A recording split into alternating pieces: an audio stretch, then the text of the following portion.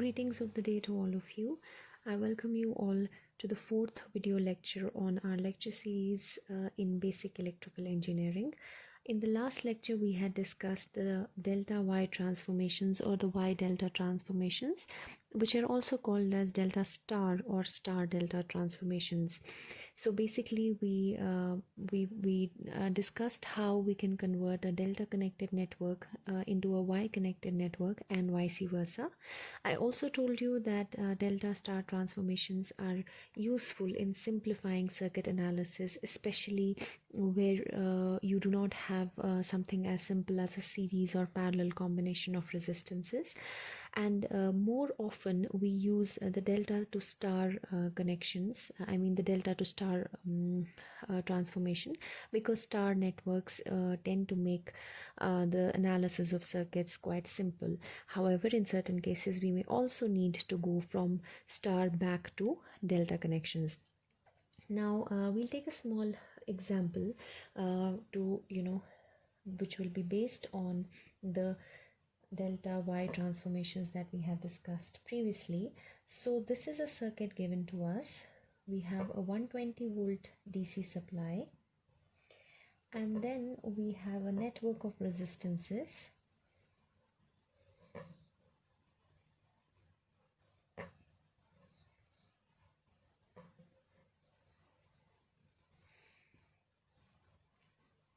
Connected like this, and then finally we have a resistance connected like this. So this resistance is 30 ohm, this one is 10 ohm, this one is 20 ohm, this over here is 5 ohm, this is 12.5 ohm, and this one is 15 ohm. Now if you see this 30 ohm resistance, if you start solving from this end, this 30 ohm resistance is neither in parallel nor in series with this combination of resistances, especially the group of resistances in the middle of the circuit. They do not exactly form a series or parallel combination, but however they do form a delta network. So if this is my node A and this is my node B and this is my node C, then of course 12.5, 10 and 5 are connected in delta. Of course the shape is like a rectangle, but you already know that this is just one node, so you can just show it in the form of a delta connection. The 12.5 and the 10 ohm, if you show them slanted, it looks like a delta. However, the connections are just rearranged, but we also know that they are just three resistances connected directly between three nodes. So this is a delta. Not only is this a delta, but also B, C and D is a delta connection, right? So even B, C and D over here is a delta connection. And if I see this one, we have these three resistances connected between node A, node B and node D. These three, 5, 10 and 20, they are a Y connection circuit. They form a Y connection. So it actually depends where you want to go on simplifying. You can solve this delta connection or this delta connection however you want to, whichever way you like. But even this one over here is a delta connection. You can solve this delta connection as well, but it's just a matter of your personal choice. So let's just proceed. I would like to solve these three resistances. This is a delta connection and I would like to solve it into a Y connection. So let me take these three nodes A, B and C. So I have between A and B a 12.5 ohm resistance, and then between B and C I have a 5 ohm resistance, and then between A and C I have a 10 ohm resistance. Now I want to do the Y delta transformations so that I preserve these three nodes A, B and C, but just simply replace these resistances by their Y equivalents or star equivalents. So this resistance over here, as we have discussed in the previous lecture, it will be equal to the product of the resistances enclosing it in delta. So the first resistance, say let's call it 1, will be equal to 12.5 into 10 divided by the sum of the three delta resistances, that is 12.5 plus 10 plus 5. So the first resistance over here comes out to be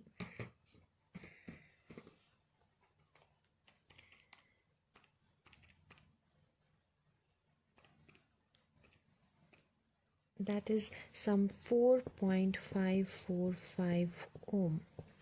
Now the second resistance that is connected to the terminal B will be equal to the product of the resistances enclosing it, that is 12.5 into 5 divided by the sum of the three delta resistances, that is 12.5 plus 10 plus 5. So if I solve this further, this will be equal to 2.273 ohm.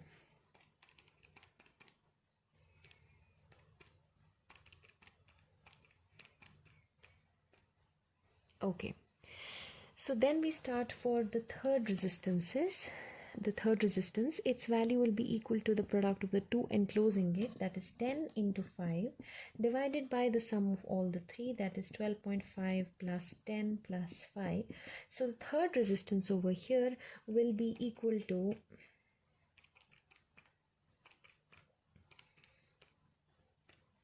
1.818 ohm.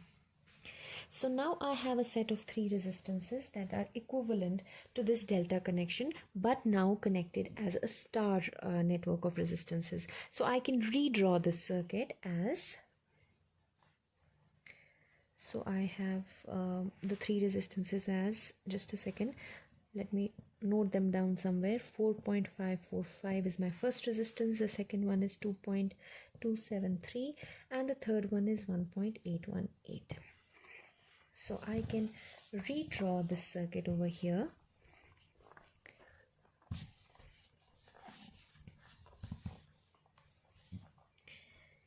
as a 120 volt supply, and then I have points A, B and C in which I have resistances connected like this. So first resistance is 4.545, the second resistance over here is 2.273, the third resistance is 1.818. So I have these three replaced, and now the nodes are preserved, and now I have the remaining resistances because these three are done. So the remaining is 15 ohm, and this one over here is 20 ohm. And finally I have a 30 ohm resistance. So now this circuit is pretty easy to solve. I have these two in series, these two in series. I don't need to do any further delta star transformations, although there were multiple delta networks over here, but just solving one delta network has simplified my circuit such that I do not need to do any further delta Y transformations. So I have these two resistances, they will be 20 plus 1.818, so that is 21.818, that is this resistance, and then these two is 15 plus 2.273, that is 17.273, and these two resistances are in parallel, so 21.818 in parallels with 17.273. If I find out their parallel combination, that is their product divided by their sum, let's find out 21.818 into 17.273 divided by 21.818 plus 17.273, that comes out to be 9.64. So this is 9.64 ohm, and then this is in series with 4.545. So plus 4.545, that makes it 14.185. That makes, or you can say 14.186. So this whole thing is 14.186, which is in parallel with 30 ohm. So your total resistance is 14.186 into 30 divided by 14.186 plus 30, that is 9.63 ohm. So the net effective resistance of this circuit is 9.63 ohm, and the applied voltage is 120 volts. So if you want to find out the net current delivered by the source, that is simply 120 divided by 9.63, that is around 12.46 ampere. Right? So we have simplified the circuit using delta Y transformations. We can use them anywhere. You can try them on some other delta connection in the same circuit and you will still get the same answer, though you may get a different combination of resistances. So that was about a simple question. We'll try more questions in the online class, and I would suggest you to take up more questions from books and question banks and solve them so that you have a good practice over circuit analysis. Also, I would like to reiterate that you need to buy scientific calculators to make your I have already shared this calculator, a picture of this calculator with you, so that your analysis is relatively easier with the use of a scientific calculator. So after this discussion on delta Y transformations, we will now move on to nodal and mesh analysis. So we will first start with nodal analysis, which is nothing but the interpretation of Kirchhoff's current laws in circuit analysis, but to some greater detail. So nodal analysis says that if you have a network with current sources, say you have a current source I1, and then you have a network of resistances, say R1, R2, and R3, and maybe you can have another current source, let's call it I2. So this one is I2. And if I want to solve for this circuit, I may have to find the currents in these resistances, or I may have to find the voltages on these nodes, or I may have to find the power associated with any circuit. But any circuit with some number of nodes and current sources is generally solved using something called as the nodal analysis. Now, nodal analysis begins with identifying the number of nodes in this circuit. So wherever elements meet, that is my node 1. This is the first node, this is the second node, and this is the third node, the whole bus. Let me mark this point as a third node. So this is a 3-node network. Now, once you have identified nodes, suppose you have n number of nodes, then you choose one node as your reference node and you give it some ground potential or reference potential. Let's call this one as the reference node. It's not a hard and fast rule to choose this as your reference node, but yes, you can generally choose the bottom nodes are chosen as reference nodes, but it is not necessary. So I choose this node as my reference node. Now I'm left with n-1 nodes. Right, that is, we had 3 nodes, one is gone as a reference node, so now we are left with 2 nodes, right? On these 2 nodes, I can write nodal equations, that is KCL equations, and I will get, on each node I will get one equation, so I will have n-1 equations. And then I can solve for these equations to get the voltages at these nodes, right? Let me repeat the process. First, you identify the number of nodes in the circuit. Then you assign one node as the reference node. The remaining nodes, that is n-1 nodes, you label their voltages. Let's call this as V1 and let's call this as V2, where both V1 and V2 are potentials defined with respect to the reference node or the ground node. So V1 is the potential of this point with respect to the ground, and V2 is a potential of this point with respect to the ground point, right? So you define their potentials.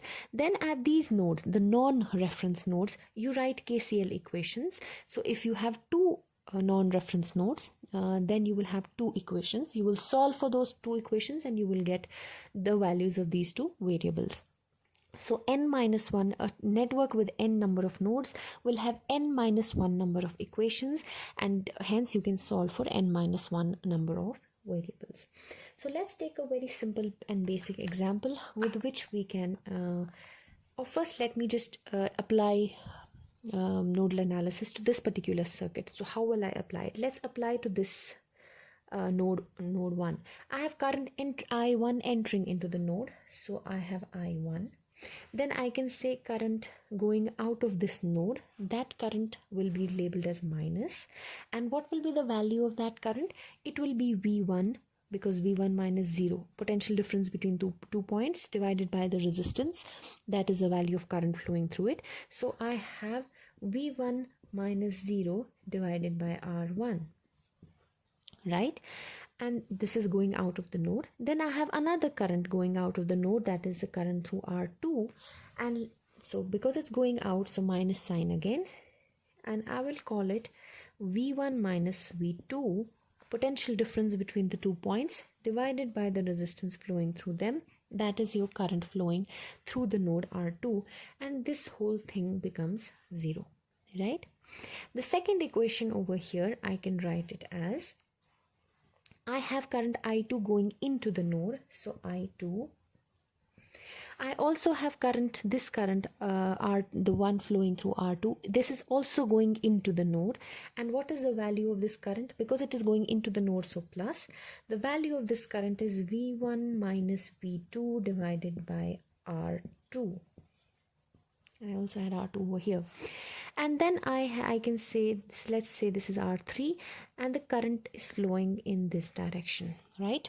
So if R3 is flowing in this direction, then it is coming out of the node, so minus sign, and V2 minus 0 divided by R3 is equal to 0. Now, if I already have the value of I1 and I2, the current sources, and the value of the resistances, then I have only two variables in this equation, that is V1 and V2, and I have two equations. I can simply solve for them and find the values of V1 and V2. Now, let's take a practical example. Let's now solve a problem on a nodal analysis.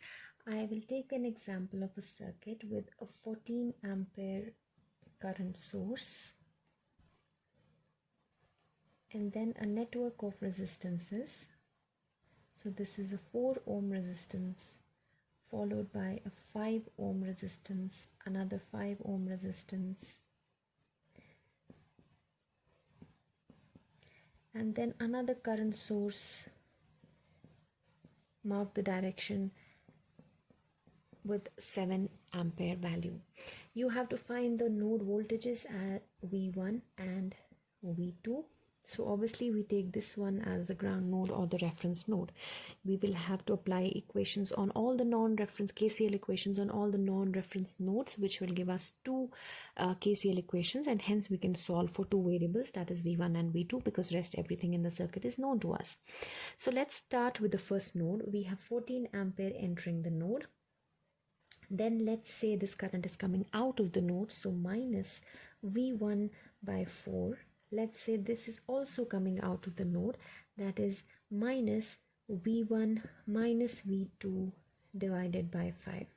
Please know that it is not necessary that you show this particular direction of currents unless you have current sources shown that have their own specified directions. The rest of the currents in the circuit, you can give any direction to those currents, and then automatically your KCL equations will change and you will still get the right answer. So we have randomly chosen this current to be going out of the node, so a minus sign over here, V1 minus V2 by 5. This is equal to 0. Now let's move to the second node, or that is this V2. Now V1 minus V2 divided by 5 is entering the node. Let's say this current is leaving the node, so minus V2 by 5, and let's say 7 air, it's not, let's say it's obviously leaving the node, so minus 7 ampere, that is also equal to 0. Let me simplify these two equations a bit. I have minus 9 by 20 V1 plus 2 by 5 V2 is equal to minus 14. And then the second equation I can simply rewrite as 1 by 5 V1 minus 2 by 5 V2 is equal to 7. let's just quickly see. This is plus, sorry, this is 1 by 5.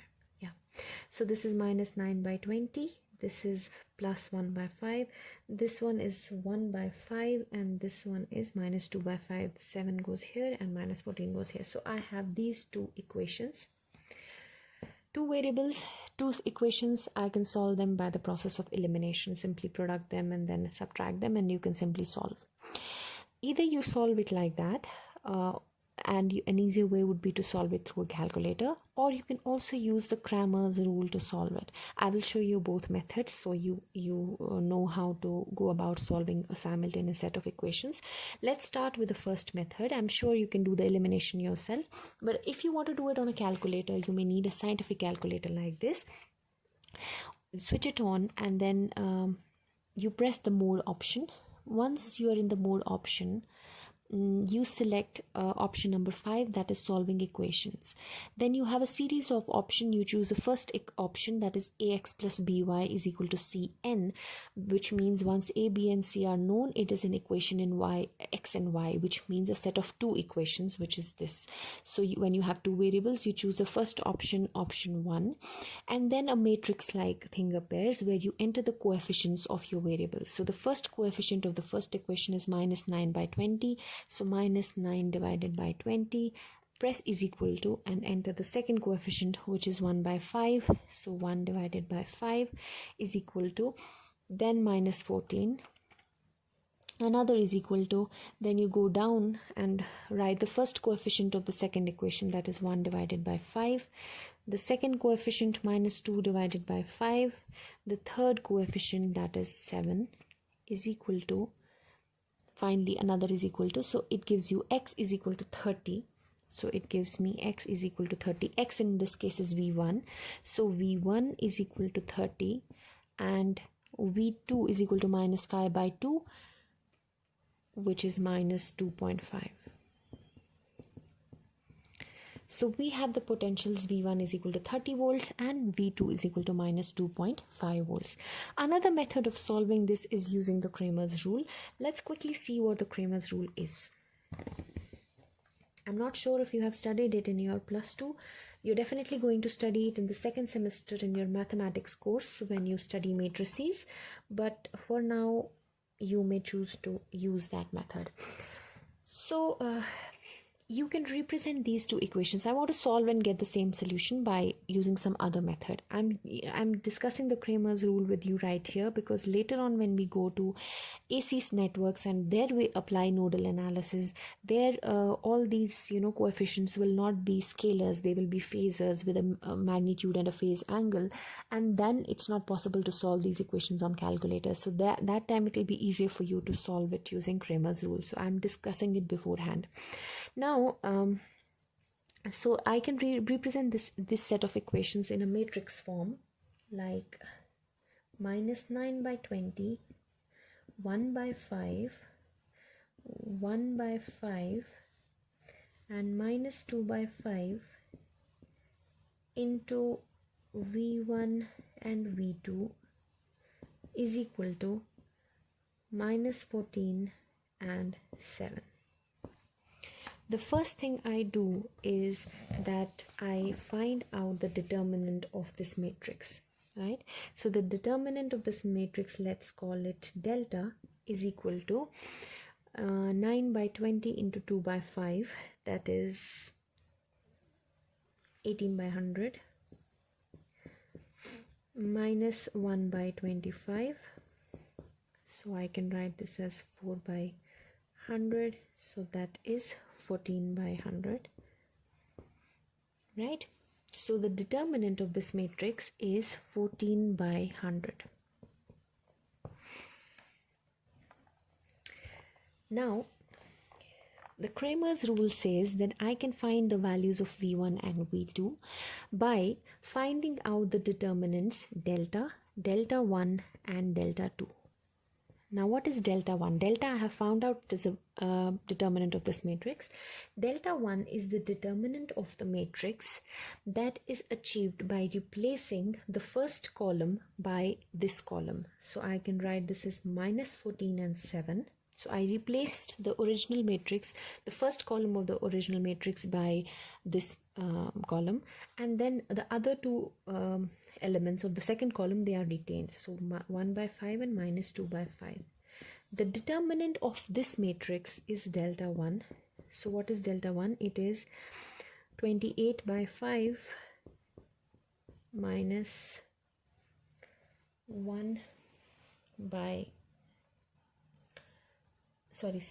5 minus 7 by 5. So that makes it 21 by 5. So now I have delta is equal to 14 by 100 and delta 1 is equal to 21 by 5. Now let's find delta 2. Delta 2 is, you get delta 2 by replacing the second column with this column. So the original matrix, its first column is retained, and the second column is replaced by this vector. So you have minus 14 and 7, and determinant of this matrix is delta 2, that is 9 into 7 by 20 minus 14 by 5. So if I solve it, it is 9 into 7 divided by 20. This is minus 63 by 20 plus 14 by 5. So that is minus 63 divided by 20 plus 14 divided by 5, that is minus 7 by 20. So delta 2 over here is minus 7 by 20.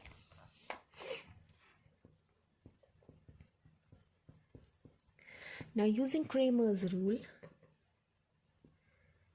it says that the vector v1 is delta 1 upon delta, which is 21 by 5 divided by 14 by 100, that is 30, and the voltage v2 is minus 7 by 20 delta 2 divided by delta, so that is minus 7 by 20 divided by 14 divided by 100. So that makes it minus 5 by 2, that is minus 2.5 volt. So you again got the same answers. So basically Cramer's rule is just another method of solving a simultaneous set of equations. It's a mathematical tool, but of course you use it in circuit analysis, and you may later on use it, because right now you have an alternative of using the calculator. Later on you may not have that luxury always, especially when you talk about AC network analysis, because there all your the coefficients of your variables x and y, or v1 and v2, they are phasors, and those cannot be solved using the calculator. So in terms of equations, so those equations you will have to solve using the Cramer's rule. So that was about nodal analysis when you had only voltage vectors, only current sources in your network. Now what if you have voltage sources in your network? Now how do you apply nodal analysis with voltage sources?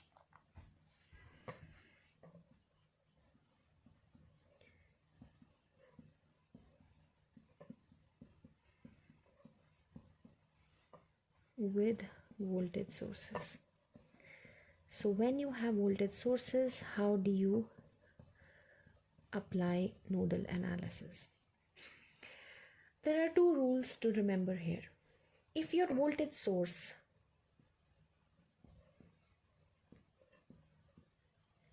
is between a non-reference node and the reference node, then the potential of that non-reference node is simply equal to the value of the voltage source connected. Let me give you an example. I have a current source like this, and then I have some resistance R1, and this potential is V1, and then I have another resistance R2, and then over here I have a voltage source. Let's call it Vs, V source, and then this is V2, right? And then this is my zero node. If I have a voltage source connected between a non-reference node and the reference node, which is Vs over here, connected between a reference and a non-reference node, then the correct way of going about it is directly assuming that the potential of V2 is directly equal to Vs. So you already know V2, and then your analysis becomes easier. This one is pretty easy, but the second rule is about having this voltage source in between two non-reference nodes. What do you do in that case? Let's take an example. Suppose I have a 2 ampere source over here, and I have a resistance which is of 2 ohm, and I have a voltage source of 2 volt, and I also have a resistance of 4 ohm and another resistance over here of 10 ohm, and then I have a current source of 7 ampere. Now in this case we are doing nodal analysis with voltage sources. In this case I have a voltage source between two non-reference nodes V1 and V2, right? And this is my reference node. Let's call it 0. In this case, if I try to apply KCL on the first node, I know this equation. I know the current through this leg, it will be simply V1 by 0, and the current through this leg, I know it will simply be V1 minus V2 by the 10 ohm that I have over here.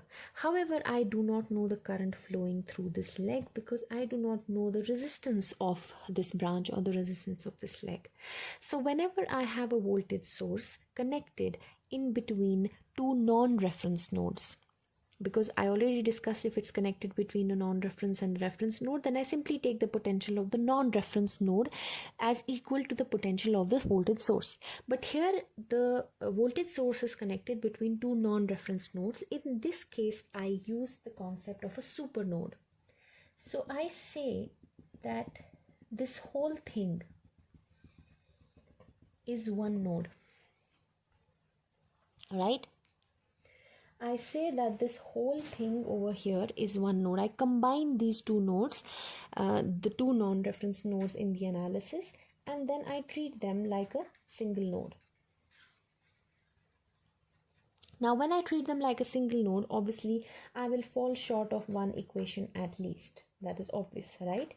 And why will I fall short of one equation? Because I have combined the nodes, and when I had n minus 1 number of non-reference nodes, obviously I had n minus 1 number of equations.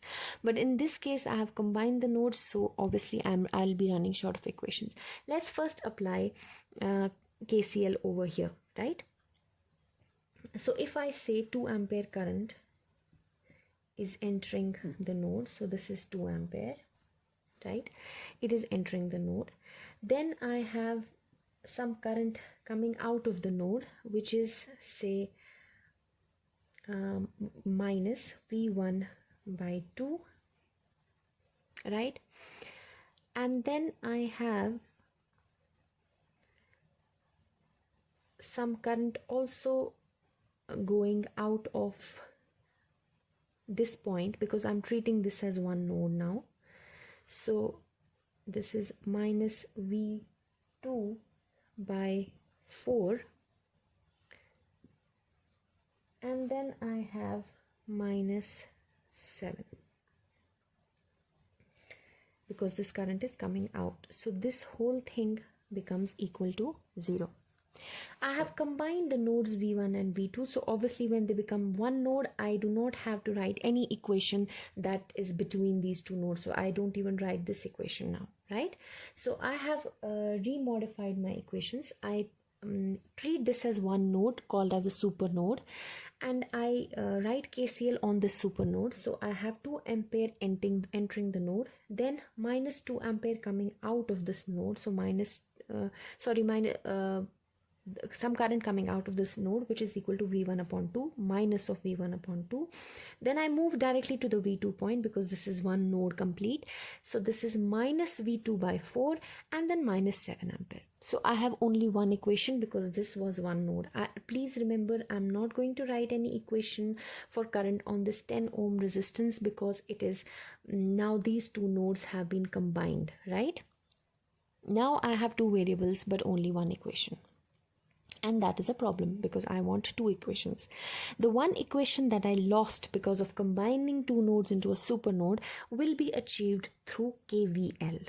So even though we are doing nodal analysis, which means primarily using KCL, but because we have made a super node by combining two nodes that have a voltage source in between them, then we need to find another equation, and that equation we can get by applying KVL on the mesh containing this particular voltage source. So on this mesh we will apply KVL.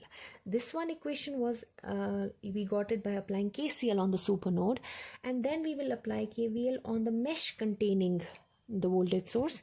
And let's write that KVL. I can say this is V1, we go from minus to plus, so minus V1, then again minus to plus, so minus 2, then plus to minus, so plus V2 is equal to 0. And that's how I get my second equation. I can rearrange my equations and find the values of V1 and V2 simply by solving, either through Cramer's rule or by elimination or by using a calculator if you are very lazy. So we have, if we rearrange, this is minus 1 by 2 V1 minus 1 by 4 V2 is equal to plus 5, and minus V1 plus V2 is equal to 2. So if we solve these equations, we have minus 1 by 2, minus 1 by 4, 5, minus 1, 1 and 2. So the first voltage V1 comes out to be minus 22 by 3, that is minus 7.33 volt, and the second equation is minus 5.33. The second variable V2 is minus 5.33 volt, right? So let's quickly recap what all we have studied in today's lecture. We first started with solving a numerical problem on delta star transformations. We then moved on to nodal analysis. If we have only current sources in the nodal analysis, the procedure is to identify all the nodes in the circuit, then label one node as a reference node, so you are left with n-1 nodes. On n-1 nodes, you apply KCL equations. So you will get n-1 KCL equations, and using those equations and solving them simultaneously, you will get n-1 variables that are voltages at those particular nodes. Now, solving these set of equations, you can either simply use the process of elimination, or if you have complicated circuits with multiple number of nodes where there are too many nodes, then obviously there will be too many equations and too many unknowns. In that case, it is easier to use a Cramer's rule. That is a method of using matrices to find out the solutions of simultaneous equations. We then discussed the concept of supernodes. So that comes when you're doing nodal analysis, and then you have voltage sources in your circuit. So either you do nodal analysis in simple current sources based circuits and you simply apply KCL, but when you have a voltage source in a circuit and you have to do nodal analysis, then you need to take care of 2 points. The first point is that if your voltage source comes between a non-reference node and a reference node, then the voltage of the non-reference node is assigned to be equal to the voltage of the source. The second point is that if your voltage source is between two non-reference nodes, then you simply combine those two non-reference nodes into a single node called as a supernode and write a KCL equation on the supernode, right? But since you're combining two nodes, therefore you are falling short of one equation. And where do you get that one equation? You apply KVL on the loop or the mesh containing that particular voltage source. So you compensate for that one lost equation by applying KVL and getting another equation. Then again the same process, you start solving for a simultaneous set of equations and you get the result. We'll solve some more numerical problems because the next class, I think Friday is a holiday, so the next class is on Monday. It'll be a live Google Meet session where we will discuss we'll solve some live numerical problems in the class. If you have any doubts, please keep me updated, and you can just text me your doubts on WhatsApp. But for that, we also have a Google Meet live session. We'll have it on Monday as per the timetable. Wishing you all the best. That's all for today.